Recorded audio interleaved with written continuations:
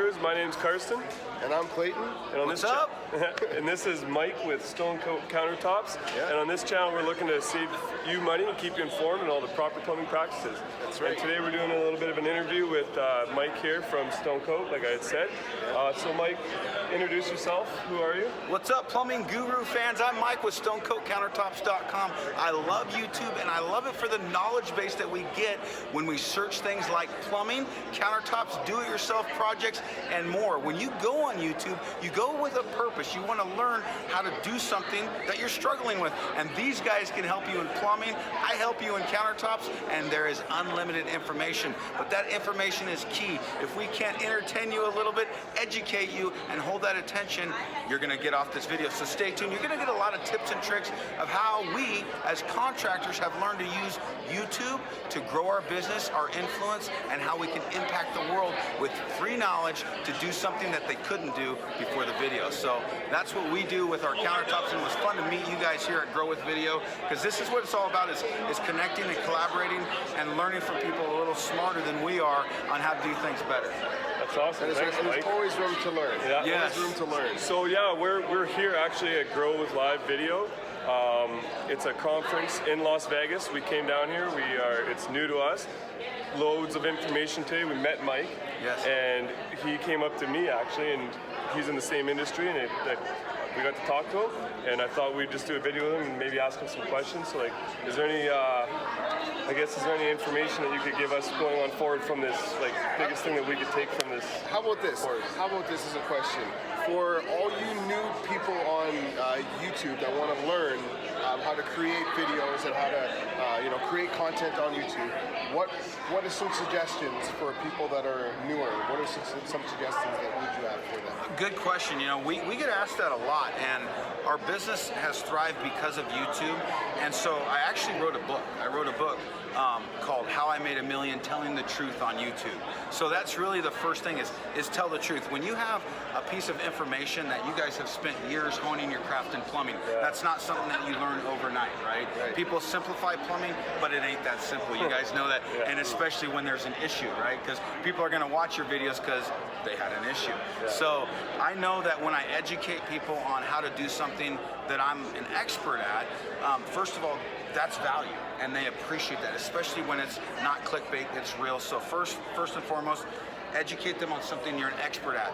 Don't educate them something on that you think you're an expert at, right? Second is entertain a little bit.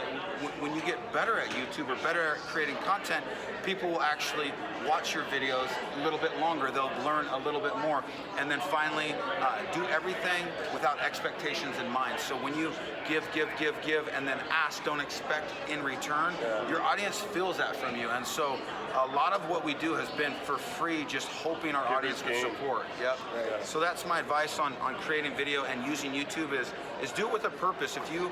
If you're just going about it to be a YouTuber, you're going to be sadly kind of let down.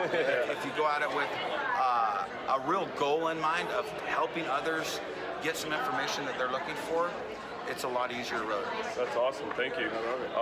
And like I said, we're here at the Grow With Live video. We learned a ton of information today, and you were here at the same conference. So like, for us, like to tell us what to take, the biggest thing, what would you say for us to kind of like take out of today and implement right away? That's a good question, and that's applicable to your videos too. Is, you know, when you're learning anything, and when you're in this conference style environment, there was thousands of gold nuggets that are thrown out there, but that's learning, and we can't retain very much of that being thrown at us at once. You know, you guys both said our brains are hurting, and mine is too, but what you're going to glean and what I'm going to glean is going to be far different. So my biggest advice is take one or two of your biggest things that you had at this conference and action them right now. Go home and do it full force, go for it, and don't try to do everything at once. When we get overwhelmed or try to do too much at once, so my biggest aha was the fact that I shouldn't be trying to do everything myself. I have a team. We went from 0 employees, me and my wife on our living room table 30 months ago, to 30 employees. We have a multiple 8-figure business. We've grown quite a following on YouTube because of those principles. And my biggest aha was simply keep utilizing my team in their lane. And if I get frustrated on a mundane task of how something should be done, and I don't train my team the right way, and I just jump in and do it out of frustration, no bueno. I should be focusing on the things that are really helping drive our business. I know all about that. I have employees too, and I tend to do that myself. I'll just tell them how to do it, and I see them doing it wrong. No, I'll do it. You gotta, you have to have You gotta that. let them, you gotta trust them that they're gonna get. You have to better allow at their yourself job, that time. Yes. That is going to take that time to communicate to what you build that team together. That's We huge. built our company culture on the EDGE method: educate, demonstrate, guide, enable. So if I don't educate and then demonstrate, guide them to do it, and then enable them to do it themselves, don't do it. You know what I mean? So that really reinforced that back. And then the other acronym, it was IPA, income producing activities. So if you're starting your day, and this is business, this is family, what is the meat and potatoes of what you're really trying to accomplish? Because you can get lost in the rabbit hole of social media and your phone. And if I'm not doing things that are income producing activities and I'm supposed to be, what's my problem? And so that's, you got to pay the bills. You got to get the work done. As contractors, you can't drag on a job. You'll go poor really quick.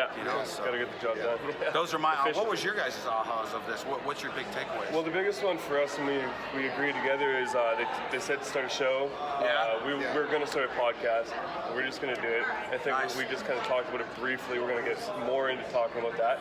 But we'll probably just do it every Friday morning before work. We'll get together, do our podcast, whether it's live or not, I don't know. We're just going to, I think we need to do it. That's cool, man. We were given some of that advice from a mentor of ours, and we started going live on YouTube, and our live videos exploded for us and brought in a whole new element. And so we have basically 5 types of content. We have our hero content, which is a giant project. Maybe we're doing a 4,000 square foot floor project in Las Vegas, and we're showing the whole prep and how to get ready. So that's a long form video. Then we have just a simple color recipe of how to match Carrera marble or something. And then we have a viral trend style where it's just eye candy and fun things. And then we have our podcast, which is long form content. And then we have our lives. And so we do all those different styles, but we just started with one type of content because I didn't know what any of that meant, and it was just me behind one camera showing how to do something cool with horrible audio and a bad t-shirt on and not shaved in a while, and it's all good. Like the construction look. It doesn't matter, man. Like people just want good info, and your first subscribers are your massive tribe. Like that's who sticks with you and really supports you and read every comment. Like when your subscribers tell you, hey, what about this or what about this? That's going to lead you. Don't get offended. Just take that knowledge and figure out that voice represents a big part of your audience. Well, the comments are amazing for us. We've had a lot of great comments. Thank you for everybody. Some kid said that he started plumbing because of us. There's been a ton of people watching the one wax seal video and the everyone. video where we're gearing towards the comedy on it because it is easy to shim a toilet. How to shim a toilet. It's kind of like a funny video. Lots of people commenting on that one. There's great engagement. We haven't actually had one bad comment. It's been amazing that way. Let me ask you this as plumbers. So when I do a lot of plumbing, and when I ran into crazy floors with the tile all out of whack and stuff, instead of shimming a toilet, I started grouting the toilet in. Right. Now I know the downside, but talk about a stable toilet after that. So the problem with that is, how do you know if it leaks? Because the grout's porous. Yeah, you don't see but it's gonna naturally go through the floor and down into your basement first. You're forcing water down. If you are gonna do that, leave the back open. Well, it's like when you silicone. Aren't they? Yeah, there you go. So we silicone toilets, but you leave the back open. So a lot of people don't know that. It's like we just silicone them. Like I've never done the grout explained thing. that in one of our videos. We did. The shim it toilet. The shim it ones. Like you can shim it and then silicone the front. Like we do concrete basements. I don't like siliconing toilets because same thing with grouting. How do you get it off to replace the wax seal? So you're creating more work down the road for yourself. Sure. So and then you might break the toilet and have to buy a new toilet. So it's like we might silicone a toilet, but it's a pain in the ass to cut it. So we try not to silicone. So that's why we shim the toilet with plastic shims. Okay. I would say another takeaway today, everyone, was to say no. To learn to say no to people. Yeah, that was and that's understanding huge. why you're saying powerful. no. Yes. You're not just saying no because you just don't want to do it. You're saying no because you're working on your own agenda You're not not, for you're somebody not else's wanting agenda. to, right? You're not wanting to, like if you're to say yes, now you're going to be working on their agenda. Tell me In this, this though. business, you're working all the time. So at night, if you're like, yeah, sure, I'll go do this, and you'll feel selfish if you say no. But what you're actually doing is you're actually creating a problem for you by saying yes to somebody else, because now you're doing somebody Yeah. else's agenda, and you're not actually That was a powerful moment. you're not actually doing your own agenda. Like that blew my mind. I was like blew my mind. That to me, That was massive. as contractors, that is probably the hardest hurdle, Yeah. because our Yeah. entire life we know how hard it is to get the work, and you say yes to everybody. You're like, all right, I won't sleep. Yeah. I won't. I'll do it. I could. Yep. I could. You justify it all over the place, and the hardest thing for us was to finally, when we were going to go full time, because I spent my entire life gleaning the knowledge that I took in remodeling, new construction, tenant improvement, commercial properties, and to say no to work and really pursue the YouTube thing was so difficult, because I actually had to say no to some pretty good sized work, which was out of my nature. But if I didn't do that, I would have never been able to really bring. That's kind of where I'm bring at this right thing. now. Like we're super busy at work, and it's Yeah. like, to the point where it's like I need to start saying no to people. Sure. Like I just do. Sure, If good I wanna luck. keep Good- doing it. I don't know how to tell you to get over it, but Yeah. good luck. Anyways, I think that's probably That's a Thanks good a one. lot, Mike. Yes. Thanks for doing that. Right And on. Appreciate again, thanks to anyone who's watching. Thanks for everyone that is watching. If you haven't already, consider subscribing and click the like buttons. That's right. Yeah. And check out Stone Coat Countertops. He's Yeah. got a sweet channel. Guys, visit us at stonecoatcountertops.com. We do do-it-yourself tutorials on how to repair old laminate, concrete, solid surface, and even natural stone. We show really cool tips and tricks on a product that we developed to make do-it-yourselfers get things done. Don't you just love this guy? This guy is. I love him. Sweet. Anyways, thanks a lot, everybody, for watching. We'll see you guys on the next one. Adios. Nice.